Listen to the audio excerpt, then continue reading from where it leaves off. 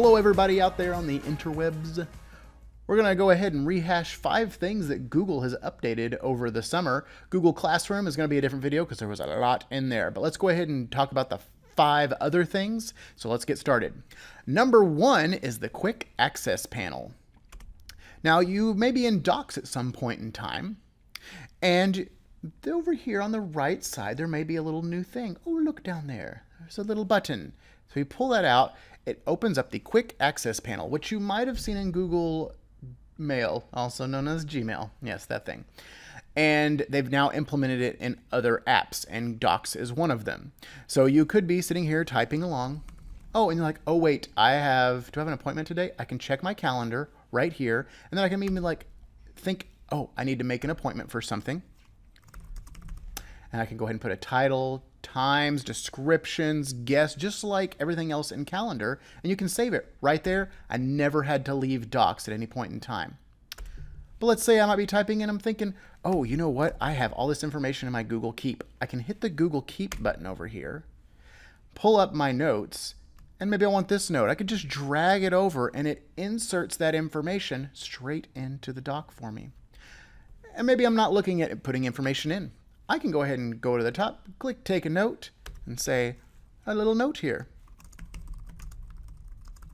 That's not really a note, but you get the point. I've got that note in. I can even come make a list. And I don't know what those are going to be, but I'll check them off eventually. And I hit done. I'm ready to rock and roll. They've also integrated tasks on the side. So if you have something to do like this, edit video when finished. I'm not done with it, but I'll show you. Maybe it's a task. I'm done. Boom! He gave me a little firework, and I'm done with that task. And I can also add tasks. Maybe I'm collaboratively working on a document. I can go ahead and make my tasks as I'm looking. Oh, we need to fix that, fix that, fix that, along with comments and all that good stuff. So that is your Quick Access Panel over in Google Docs. You just got to hide or show that little button down there. Number 2 is in Google Sites. Lots of updates in Google Sites. They've added these really cool layouts over here on the right.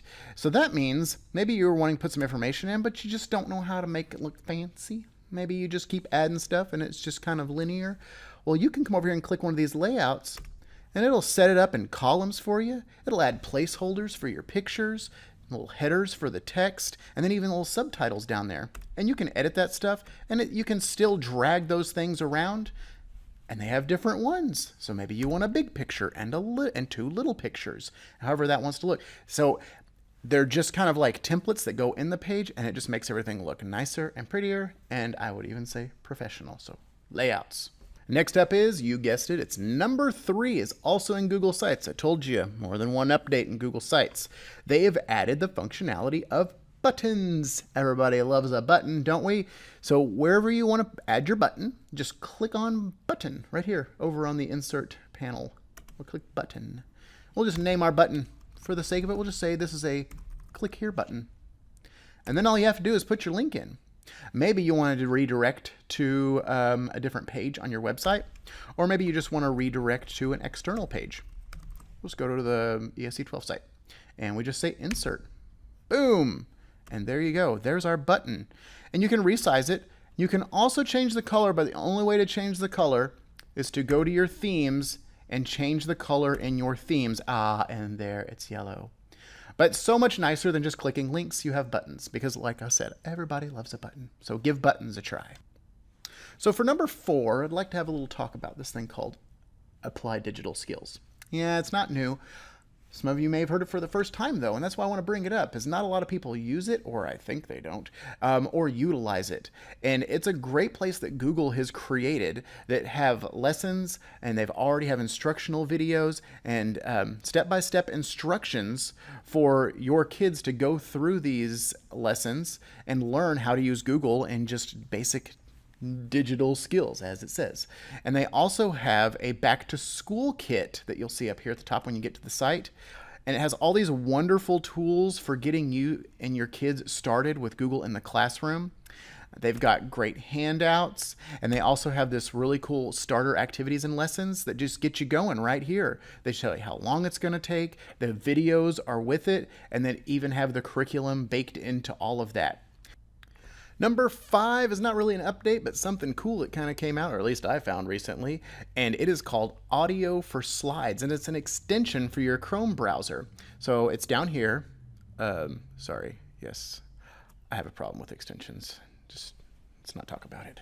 But it's down here. It's called Audio Player for Slides. There's the website, audioplayerforslides.com. It's an extension, so just go to the Chrome Web Store and download it. And yes, it does exactly what you think it does. It adds music to your slides. It can be background music. It could be music per slide. So I'm going to show you real quick. So let's see if I set this one up for 80s music. I've got the extension installed. I'm just going to right click on the slide, and now there's an option that says Manage Audio. Just click right there. And the only kind of downside is you have to have the music file. You can't like pull it from a YouTube video. So you can record straight from here. It'll save it to your Google Drive and then you can use it, or you can upload something. So these are just all things that I already have in my Google Drive, and I've got some 80s music right here. So I'm gonna click on that.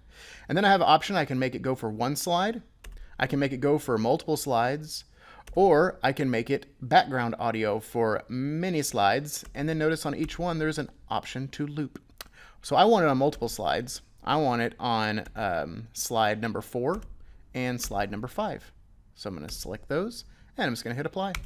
Music is now on those slides. I don't need to do that because they're over here. So let's go ahead and see my slides. Oh yeah, got some Beatles. These, right? Hey, hey, hey, hey. But now I applied it to 2 slides, so plays it again. So I can also have it loop so it keeps going in between the slides. If I want the background audio, then it won't restart when I go to that next slide.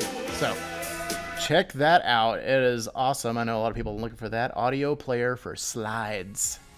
Well, I hope you found all of this very helpful. If you could, make sure that you subscribe to our channel and maybe even hit that little notification bell so every time we upload something, you'll get a notification and you won't miss out. Please leave a comment below if you like something or if you have a suggestion for something in a future video. Thanks again for watching.